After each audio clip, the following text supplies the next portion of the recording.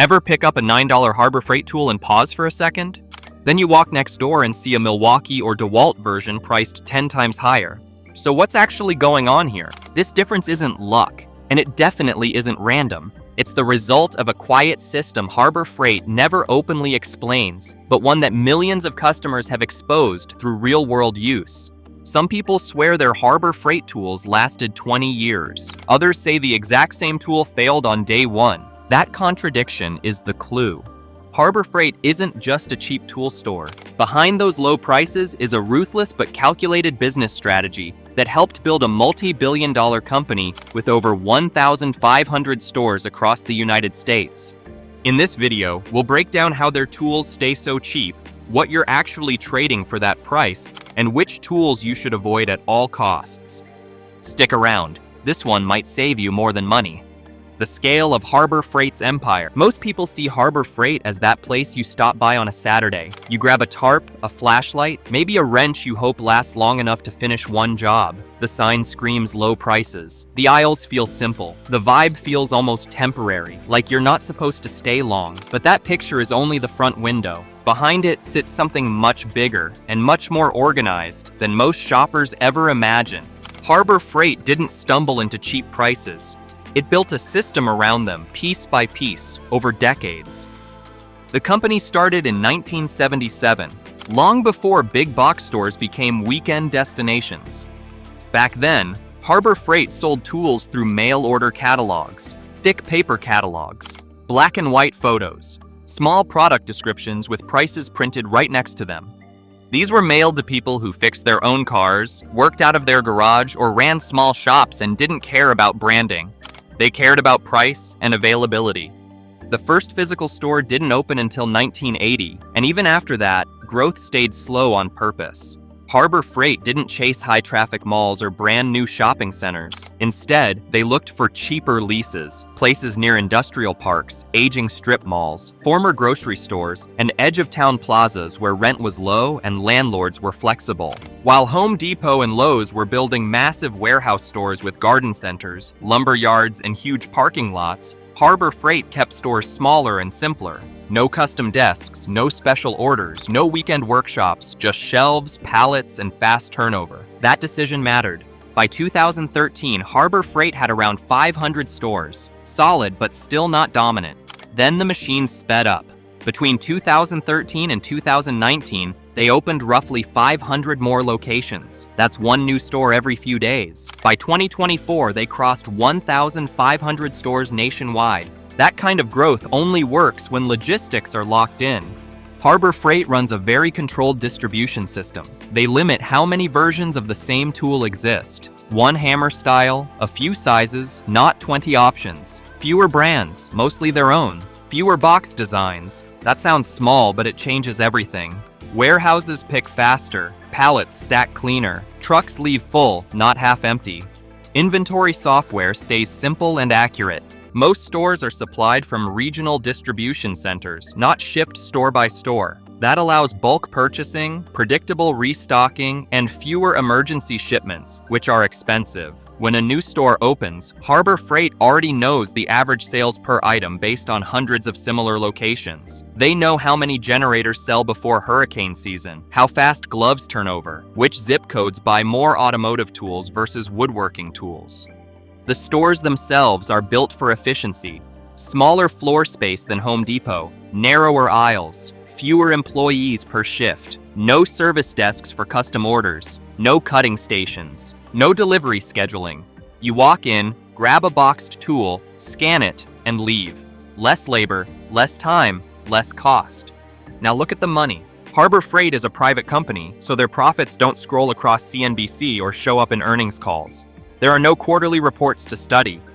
But retail analysts still track store counts, inventory flow, and average basket size.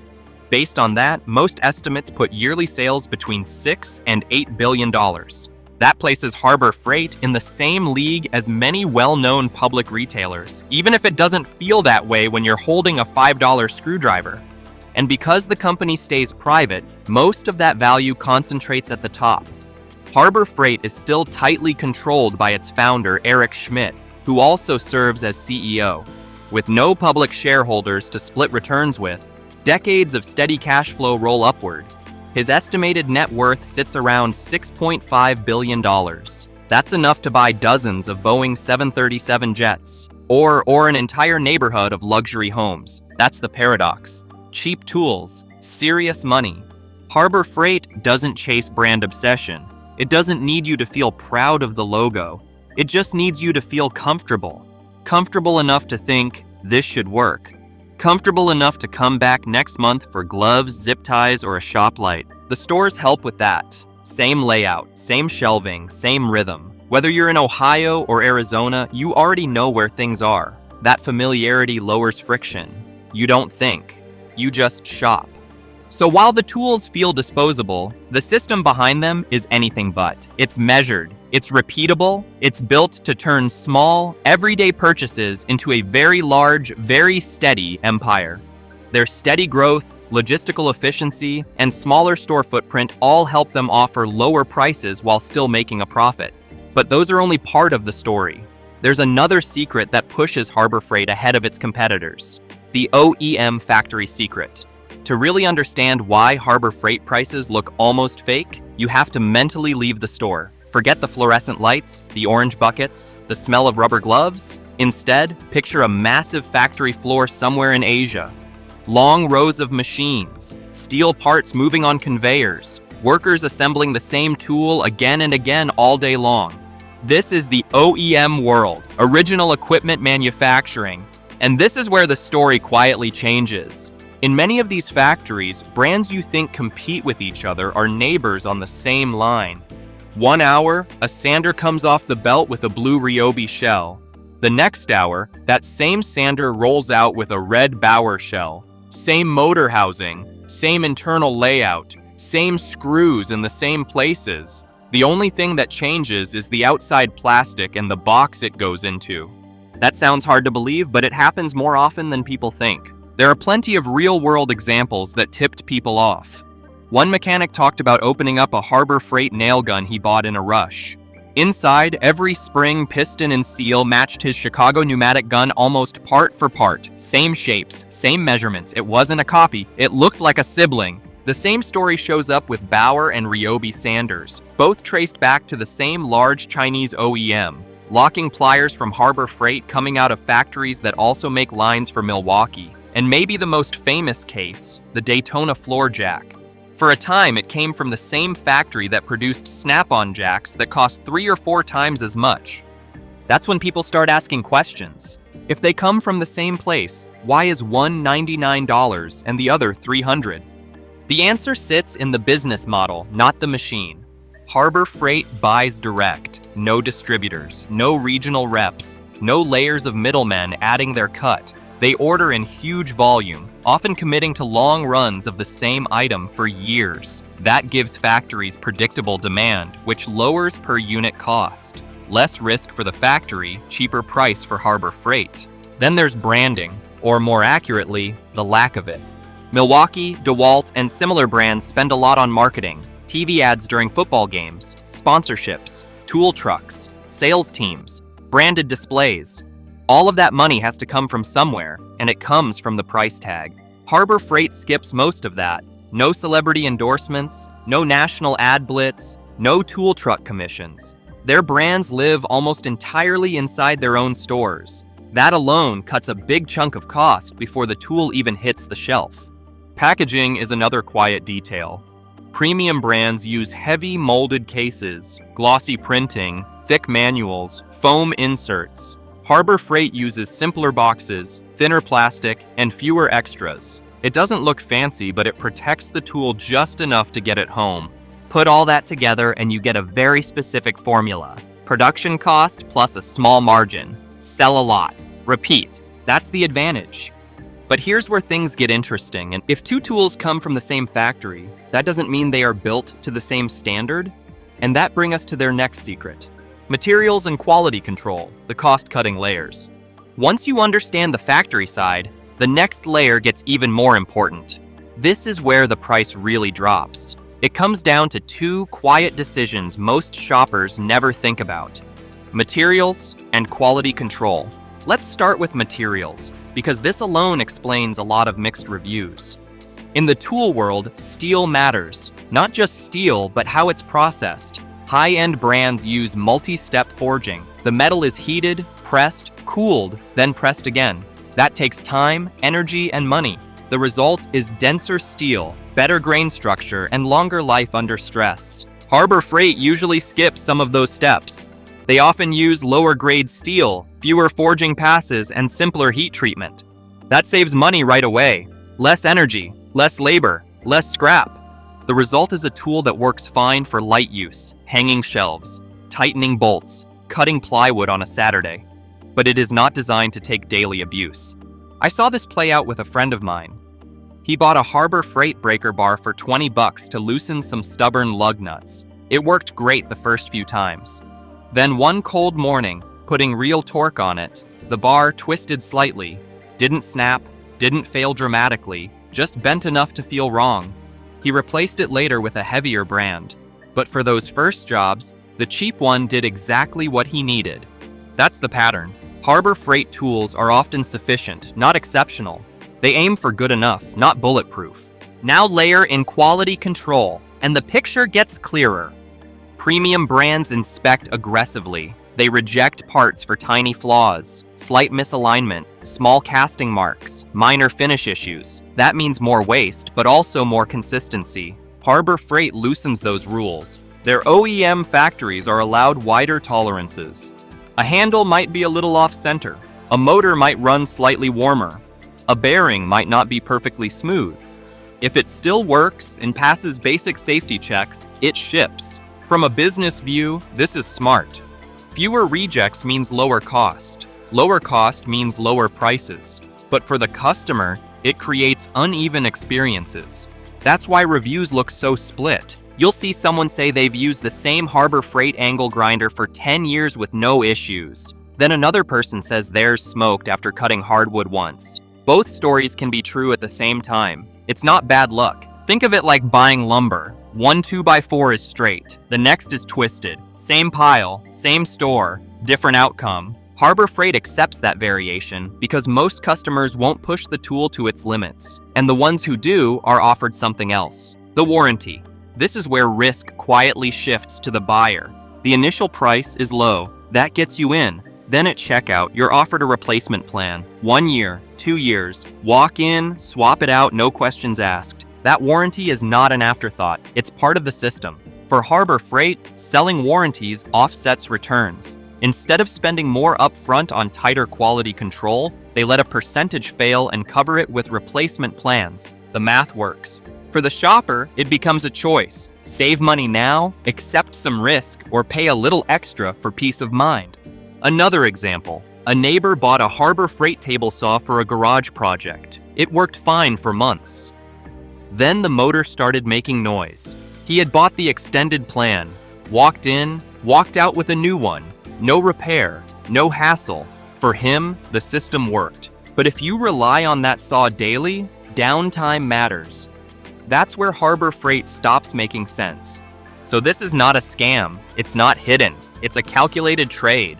Lower materials cost, wider quality tolerances, cheap upfront price, optional warranty to balance the risk. Once you see it this way, the store makes more sense. Hand tools with no moving parts often do great. Motors and precision parts are where things get shaky, and Harbor Freight prices reflect that. The important part is knowing what you're buying into. If you're saving money and using tools occasionally, this system can work in your favor. If you expect pro-level consistency every time, it won't. And here's where it gets interesting. After setting prices low and shifting risk, Harbor Freight still manages to get people to spend more than they planned. Cheap tools, soft standards, smart math, and the next secret explains exactly how they do it. Cheap psychology and the good, better, best matrix. The moment you walk into Harbor Freight, something quiet starts working on you. Nothing loud, no flashing signs, no sales guy chasing you down the aisle. And that's the point. The store doesn't feel aggressive, but it is carefully arranged to guide how much you spend. Most people think they're just buying tools. What they're really doing is moving through a decision system. The core of that system is something called the good, better, best setup. Harbor Freight uses it everywhere, even when you don't notice it. Take drills as an example. On one shelf, you'll usually see 3 choices lined up left to right. On the left is Warrior, cheap, light, basic. On the right is Hercules or Icon, heavier, stronger, higher price. And right in the middle sits Bauer or Quinn. That middle spot is doing a lot of work. The Warrior tool is so cheap it raises doubt. You pick it up and think, will this even work? The Hercules looks impressive, but maybe more than you need. So your hand naturally reaches for the one in the middle. Not too cheap, not too expensive. Feels like the smart choice. That feeling is the sale. A friend of mine went in for a simple corded drill. He told himself, just one item. He grabbed the Warrior first, put it back, felt flimsy. Then he looked at the Hercules. Heavy, strong, but more money than he planned. He walked out with a Bauer, spent about $20 more than he expected. He felt good about it too. That happens every day. The shelves are arranged to make the middle option feel reasonable. That's called a decoy effect. You're not pushed, you're guided. And it's not just drills. Sanders, wrenches, tool carts, even gloves. There's always a basic version, a nicer one, and a premium one. The middle moves the fastest. Now add coupons. Harbor Freight coupons are not really about discounts. They're about getting you through the door. You get a coupon for $5 off or 10% off. It feels like found money, so you drive over. Once you're inside, something interesting happens. You start adding items to make the trip worth it. Zip ties, a shop light, a pack of gloves, maybe a tarp.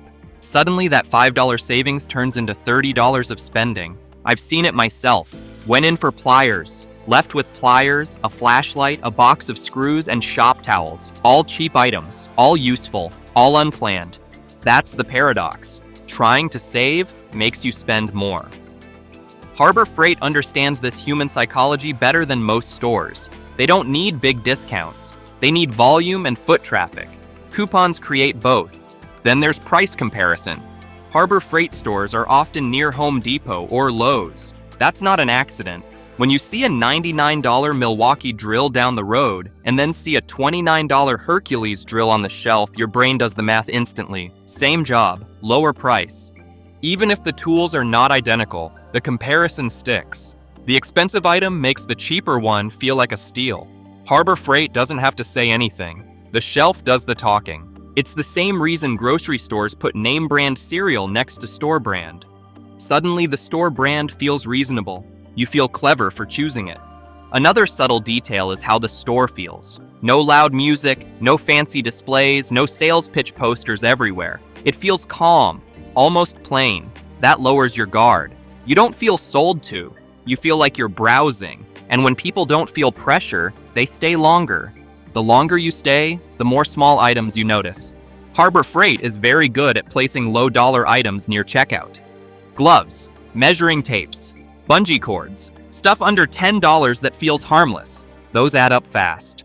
The final piece is confidence. The store makes you feel like you're in on something, like you know a secret other people don't. You're not overspending. You're being practical. You're being frugal. That feeling keeps people coming back. It's why someone can walk in saying they don't trust cheap tools and walk out with a cart full anyway.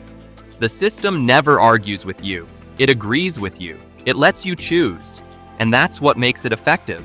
Once you see this, the store looks different. You notice the shelf layout. You notice how often you reach for the middle option.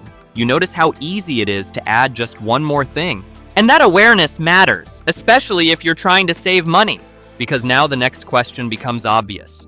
If Harbor Freight is so good at getting you to spend inside the store, how do they keep prices low across the entire country? That answer lives deeper than psychology. It lives in the supply chain. The supply chain engine, 85% from China. If everything you've heard so far explains how Harbor Freight prices get low, this part explains how they stay low. This is the engine under the hood. The part most shoppers never think about, but feel every time they see a $5 price tag. Roughly 85% of Harbor Freight products are made in China. You can see it yourself if you slow down and look at the labels. Grinders, tarps, extension cords, pliers, jack stands, flashlights. Turn the box over. Same country shows up again and again. Think of the supply chain like a giant root system, but one that's been planned and trained over decades. It starts deep in Chinese manufacturing provinces like Guangdong, Jiangsu, and Zhejiang. In those places, entire cities focus on making one thing really well. One area does motors, another does steel parts, another handles plastic housings, another prints boxes. Everything a tool needs is already nearby. From there, finished tools move straight to massive ports, get loaded into containers, cross the Pacific, and land at West Coast docks like Long Beach and Oakland. Then they roll by rail and truck to regional warehouses, and from there, they quietly show up on a shelf in your local store. That closeness is the secret. When suppliers, factories, and shippers all sit within a few hours of each other, costs drop fast. There's less waiting, less storage, and fewer delays. Labor seals the deal. A factory worker in the US often costs around $25 to $30 an hour once wages and benefits are added in. Meanwhile, in many Chinese manufacturing hubs, hourly factory pay can land just $3, sometimes even less. That's 10 times cheaper than the US wages. Add government-backed industrial zones with cheap land, shared power, and built-in roads and ports, and the math flips completely. Suddenly, making 10,000 tools a week is normal, shipping is smooth, and prices fall into a range few other countries can touch. That's how a tool that might cost $40 elsewhere can sit at Harbor Freight for $10 and still make money. There's a strange moment that really shows this contrast. A friend of mine once bought an American flag from Harbor Freight for a holiday cookout. He flipped the package over out of habit and laughed. Made in China. Some states won't even allow government buildings to use flags made overseas. Yet here it is, folded next to bungee cords and tarps. It's funny, but it also says a lot. When a company leans that hard on one supply source, prices drop fast, but risk creeps in quietly. Over the past few years, talk of import taxes has come up more and more, especially during the Trump years' trade with China. You hear numbers like 10%, sometimes 20%. That doesn't sound huge at first, but when you apply it to Harbor Freight's model, it adds up fast. Premium brands have room to absorb cost changes. They have higher margins built in. Harbor Freight does not. Their advantage comes from being close to cost already. Run the math. A $9 grinder that suddenly carries a 20% tax does not become $10.80. Shipping fees rise. Handling fees rise. Warehousing costs rise. That $9 item can jump to $39 or $45 fast. Now it's not cheap anymore. It's awkward. I saw this during the pandemic. A neighbor went in to replace a cheap angle grinder he had used for years. Same model, same shelf. Price was higher. Not outrageous, but noticeably different. He hesitated. That pause is dangerous for a store built on impulse and comfort. Harbor Freight knows this, and they have another trick. That's why they've quietly started looking elsewhere. You'll see more labels now that say Made in Vietnam, Made in Mexico, some from Malaysia, even a few from the US on limited items. This shift is often called friend-shoring. It means spreading production across countries seen as more stable or closer to home. But it's not easy. Tool manufacturing is not like making t-shirts. It needs steel supply, precision machining, motor assembly, large volume, tight costs. Many countries simply don't have that full stack ready, not at Harbor Freight scale. Moving a factory also means retraining workers, rebuilding supplier relationships, and accepting higher costs during the transition. For a company built on razor-thin pricing, every dollar matters. So what happens next? If supply chains stay smooth, prices creep up slowly. You barely notice. If tariffs rise sharply or shipping breaks again, prices jump. That's almost certain. The real question is perception. Harbor Freight works because people see it as a safe place to save money. Once prices move too close to Home Depot or Lowe's, that feeling weakens. Shoppers start comparing again, and comparison is dangerous. That's why Harbor Freight is careful. Changes come quietly. $1 here, $2 there, rarely all at once. For frugal shoppers, this really matters. Items that rely heavily on overseas steel and motors will feel price changes first. Simple items with low shipping weight and fewer parts tend to stay cheap longer. I've adjusted how I shop because of that. I grab consumables early. Gloves, zip ties, tarps, Things I know I'll use no matter what. I wait on bigger tools unless I truly need them. Timing matters more now than it used to. The supply chain is not something you see in the aisle, but it shapes every price tag you touch. So when you put all of this together, the offshore manufacturing, the lower material standards, and the looser quality checks, one question naturally comes up. Which tools make sense to buy at Harbor Freight, and which ones carry too much risk? Don't worry, that's exactly what we'll break down next. After researching through 300 plus real user reviews, product data, OEM factory history, and long-running case studies, we compiled a clear list of what consistently works and what doesn't at Harbor Freight. Let's start with the good buys. First, Pittsburgh hand tools are one of the safest bets in the whole store. Socket sets, ratchets, breaker bars, basic wrenches. These tools don't have motors, they don't spin at high speed, and they don't rely on tight tolerances. That matters. A lot of mechanics quietly admit they keep Pittsburgh socket sets as backups, or even daily drivers, and the lifetime warranty seals it. I know a guy who snapped a socket after years of use, walked in, handed it over, and walked out with a new one. No receipt, no argument, hard to beat that. Second are Bauer and Hercules power tools, but only for the right person. These are for serious DIY jobs, not full-time trade work. Building a deck, cutting plywood, installing cabinets, weekend projects. I've seen Bauer drills run through years of home use without issues. A friend used a Hercules circular saw to remodel his basement. It did the job just fine. Would I bring it to a job site every day? No, but for home use, the value is real. Third, Icon tools deserve special mention. This line surprises a lot of people. The finish is clean. The steel feels solid in your hand. Many professional mechanics say Icon wrenches feel close to snap-on, but cost far less. I watched a neighbor compare his Icon ratchet to his snap-on. Same weight, same smooth click. One cost hundreds less. For people who want quality without paying tool truck prices, Icon sits in a very good spot. Fourth, Predator generators are another standout. You see these everywhere when the power goes out. Garages, job sites, campgrounds. Many owners report thousands of hours with basic care, oil changes, clean fuel. That's it. They're often half the price of big-name generators and do the same basic job for most people.